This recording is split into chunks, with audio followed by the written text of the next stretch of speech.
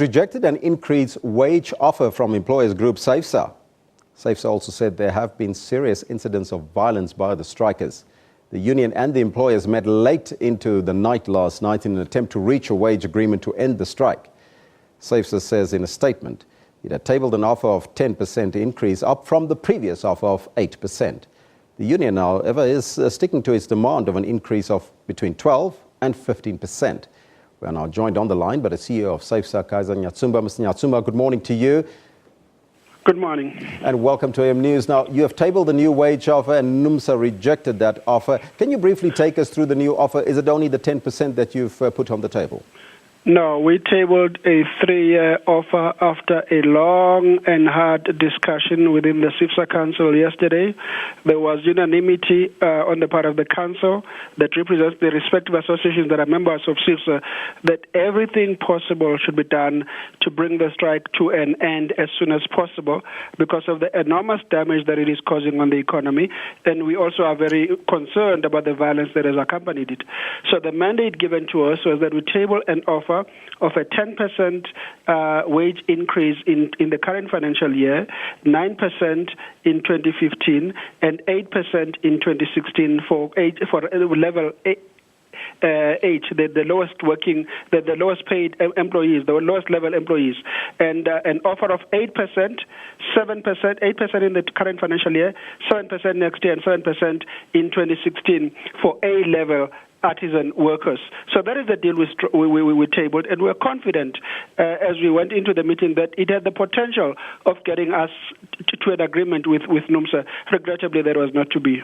Now, NUMSA demands between 12 and 15% now. Can Seifsa members afford these increases? Well, as I've indicated, we got to where we are now after a long and hard discussion where eventually it was felt that the very best that could be done to end a strike would be 10, 9, 8. So regrettably, it is not possible to move beyond that. Even the percentages that we've put on the table are ones that are difficult for a number of our businesses, especially the small companies, which constitute 63% of our members. Now, NUMSA has threatened to strike for months on end, making it a very protracted strike. What will this do to the industry? Well, there's no doubt at all. It's not just the industry. There's absolutely no doubt at all that a protracted strike would wreak enormous economic havoc to the country. It would cause enormous damage economically to South Africa. It would further reduce the extent to which the manufacturing industry sector in South Africa can contribute meaningfully to our GDP and can compete internationally. The same would apply to the metals and engineering sector.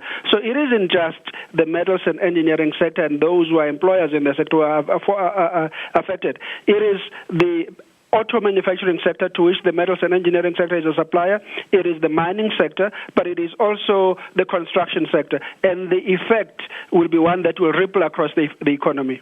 Now, we understand that the strike has hit supplies of beverage cans and auto parts. Does this spell doom and gloom for this particular sector, you think? Well, let me just say that from 2008, when there was a global recession, our sector has not recovered. It's not back where it used to be in terms of its contribution to the GDP, in terms of its export potential.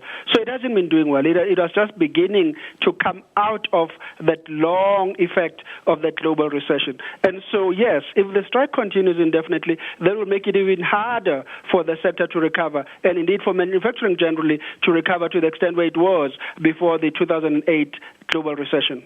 Now, Mr. Nyatsumba, there has been reports of violence around the business centres of your members. NUMSA obviously refute this. What measures have you put in place to protect non-striking workers? We are on the verge of going to court to take on behalf of the industry, an interdict against these workers. We might do this today at the very latest on Monday. But what we have done was to call on the Commissioner of the South African Police Service. Regrettably, she has not yet responded to my letter or even acknowledged receipt of it, which I sent on Tuesday, to call on the police to do their work, to protect the rights of those who want to go on strike to do so peacefully and legally, but also to ensure that there's no damage to property and that the rights of those who choose not to be part of the strike are similarly protected. And we also, even at this late hour, call again on the leadership of NUMSA to rein in their members. We think it is extremely unfortunate, extremely irresponsible for the leadership of NUMSA to go on television and say that reports of violence are propaganda. They are not. All anybody has got to do is to go to the respective companies that are in the metals and engineering sector and see for themselves what is happening on the ground. That was the CEO of Seifsa, Kaizer Nyatsumba. Thank you so much for your time and coming online. You're welcome. Kaizer Nyatsumba from the CEO of Seifsa.